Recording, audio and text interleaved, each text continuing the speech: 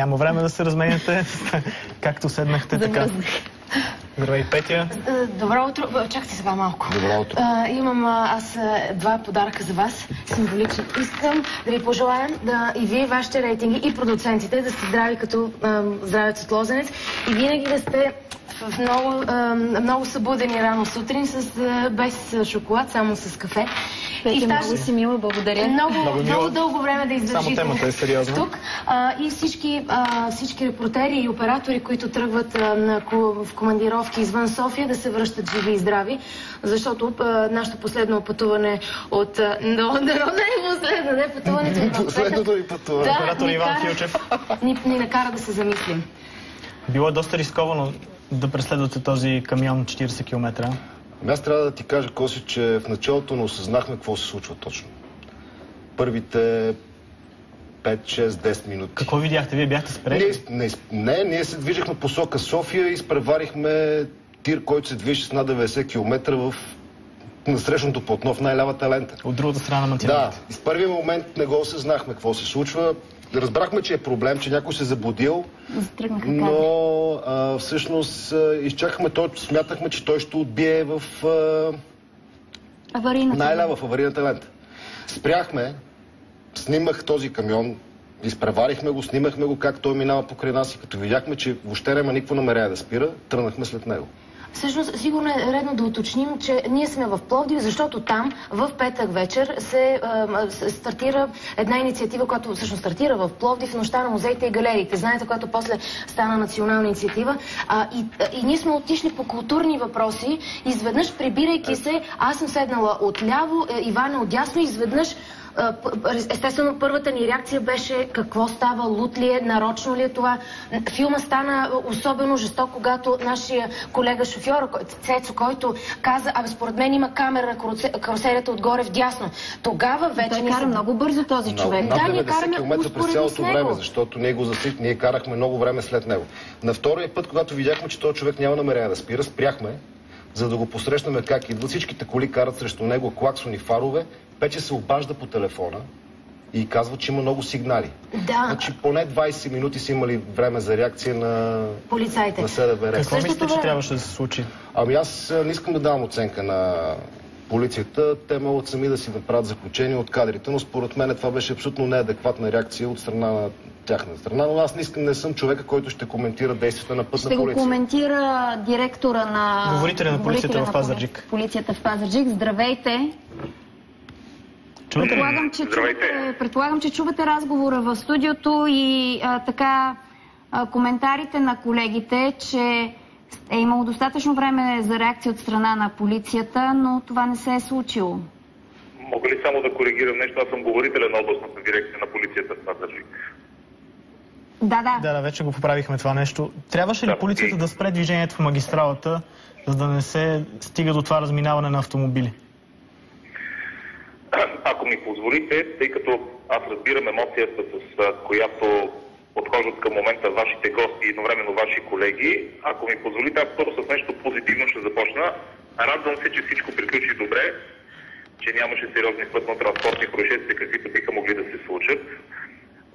Усещам възмущението, може би, на вашите гости, но в случая какво можеше и какво направи полицията, за да спре въпросният тир, който наистина по най-безумния начин се движеше в насрещното движение в едно натоварено време в платното за град Пловдив. Ние получихме наистина не един или два сигнала за това, че тир се движи от Пловдив по посока Пазарджик на автомагистрала Тракия и незабавно бяха уведомени всички наши дежурни патрули, които се намират в същото време на автомагистрала Тракия. По вашите думи, вие сте го преследвали или сте карали след него около 40 км, но нашата зона за отговорност е в района от 105 км, 105-106 км на граница с Пловдив. Той е спрян на 90, т.е. първи опит за спиране на 91 км.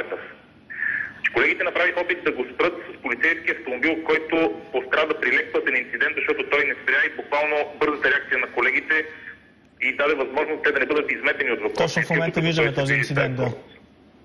Точно така. Значи, само бързата реакция на колегите успя да ги спаси от удар директен, но пък дама, която се движеше за тях, явно не беше съобразила факта, че се движат с включени светлини, звукова сигнализация и нямаше необходимата дистанция.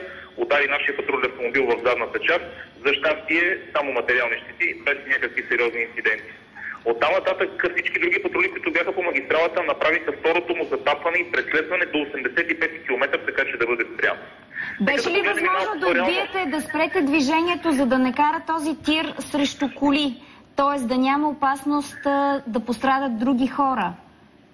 Значи първата и най-важна реакция в цялата тази ситуация беше да локализираме въпросния тир и да направим опит да го спрем. За радост това нещо проработи и се случи. Ако първо бяхме започнали с отбиването на автомагистралата и в последствие да тръгнем да го спираме този автомобил, щехме да предизвикаме доста по-сериозен проблем. Да, би могло да се направи, но по-важната реакция беше на колегите да го локализират къде се движи и да го спрат. За щастие това се случи в района на 85 км. Може би да видим начинът, по който е... Сами си представете как се спира една 20-тонна цистерна принудително в извън населено място с висока скорост.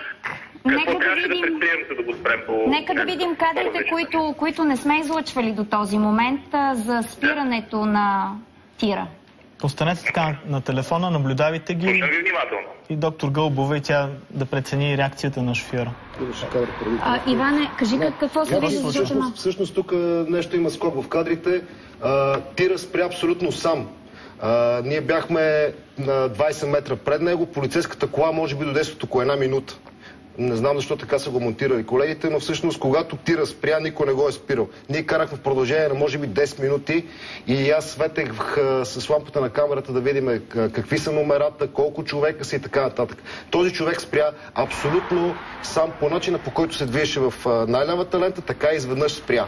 Ние изчакахме да дойдат полицаите. Сега има нещо друго, извинявай, че те прекъсвам. Значи, господин Стоянов сигурно е един прекрасен професионалист.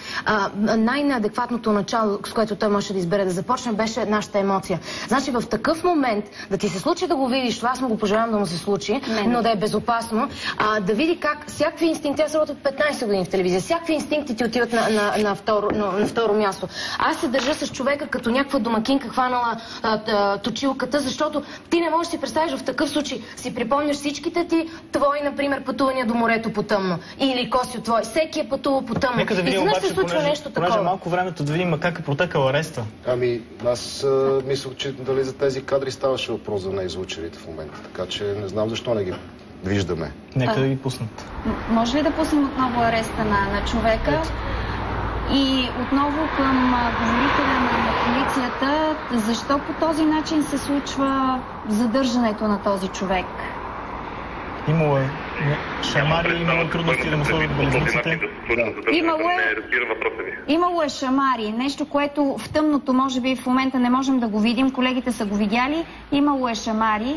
Налагало ли се по този начин да бъде свестяван? Вижте белезниците как се бори с тях полиция. Аз не разполагам с подобна информация, спрямо въпросния водач да е имало упражнено полицейско насилие, така че категорично не съм запознат нещо подобно, а и той не е заявил пред служителите, че е бил обект на полицейско насилие. Не знам къде сте го видяли това нещо. Ето, тук се вижда ясно боричкането. Вижте, когато се касае за шофьор, който шофира с 90 или 100 км в насрещната лента, когато се осъществява неговото първоначално задържане, задължително се поставят белезници, докато бъде отведен в полицейският автомобил. И това се случва, тъй като той има и неадекватно към момента поведение. Първата реакция на колегите е, че той по всяка вероятност е употребил алкохол или упойващи вещества. И се действа максимално прецизно и твърдо, докато този човек бъде задържан. Ние не знаем какво състояние е той в момента. Господин Стоянов, аз... за полицейско насилие нямам информация за такова. Господин Стоянов, тъй като аз тези неща съм ги гледал само по филмите за спиране на камиони и то по американски текшени, за първи път ми се случва такова нещо, въпреки че съм бил на доста места и си качих адреналина, както не съм го качвал от ходените ми в Ирак и в Афганистан. Но според вас, какъв е шанса лека кола да спре огромен камион, като кара срещу него и той да спре? Какъв е шансът при положение, че 30 км този камион не спира и кара в най-левата лента, ще го спре лек автомобил? Както се видя, никакъв шанс. Затова искам да ви кажа, че според мен реакцията на пътна полиция не беше толкова правилна. А най-големият късмет в случай, че няма нито един пострадал, защото можеше да стане невъобразима касапница. Само да чуем коментара на въпроса на Иван всъщност. По отношение на реакцията на полицейските служители? Да. Естествено. Колегите са разполагали с няколко патрула на автомагистрала Тракия и това са първите действия, които са били предприети, за да може да бъде спрян този товарен автомобил. За радост той беше спрян, шофьора беше установен и задържан. Както знаете, може би нито имало опойващи вещества, тъй като беше тестван с Дрегер дрог тест. Отделно нямаше от това и алкохол. Колегите го тестваха по същия начин. След което имахме някакво първоначално предположение, че той може да има някакъв здравословен проблем, за това дойде линейка и го откара, всъщност полицейски автомобил го закара и линейка последствие го откара в болницата да бъде прегледан, където се установи, че няма здравословен проблем. По отношение на реакцията на полицията, това беше първоначалната реакция, която трябваше и можеше да се случи, защото още веднъж казвам, представете ли си една толкова бързо движеща се цистерна, как би могла да се спре по най-бързи и адекватен начин с натоварен трафик? Като започнем с спиране на магистралата, с ленти за принудително спиране и така нататък, какво би могло да се случи? Очевидно имате своята логика на действията си. Единственото хубаво в цялото нещо е, че наистина няма жертви. Доктор Гълъбово, каква е диагнозата? Благодаря ви много за това включване. Каква е диагнозата за това, което видяхте? Това, което видях, е един много объркан и изплашен човек, имам предвид за шофьора. И не е чудно, че реакциите на полицаите в този момент са шамари и така нататък, защото когато имаш срещу себе си човек в психомоторна възбуда, объркан и така, изобщо с целият този набор от плашещи действия, обикновено реакцията на страха се изразява в агресия. То човек защо е превъртял по този начин? Не, че го познавате и може... Не го познавам, но е много вероятно този човек, бидейки подложен на някакъв хроничен стрес, да реагира по този начин, по типа на тези късосъединителни реакции, за които говорихме, когато от поставяне на целта се преминава директно към нейното изпълнение без борба на мотиви и противомотиви. Проблемът е, че в случая, понеже е бил в такова състояние, говоря абсолютно хипотетично, не като експерт, е бил в такова състояние, може да е пропуснал възможностите за за смяна на посоката на движение. Генш, може ли две само неща да добавя? Значи този човек пропусна една отбивка, с която можеше да избяга от магистралата. Първо. Второ, той сега го представяме като леко симпатичен.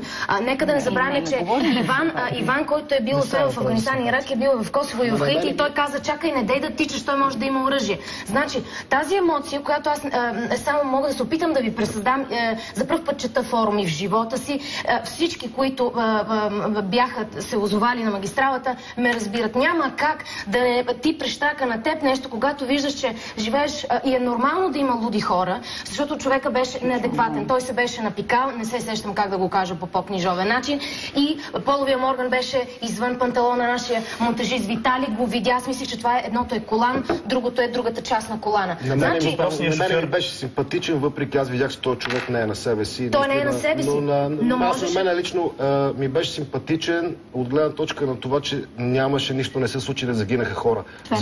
Защото ако бяха загинали хора, щяха да загинат много хора. Трафика беше ужасен. Всички, които са карали по това време, караха на фарове. Затова в момента, може би, този човек наистина той трябва да се лекува. И той не оказа съпротива, беше неадекватен. Къде отивате, към Лободеш? Няма да окаже съпротива. Версията на господин Върбанов е пък, че е опоен от неизвестна стопаджийка. Сигурно има нещо. Така че истината тепърва ще се доказва, да. Благодаря ви много.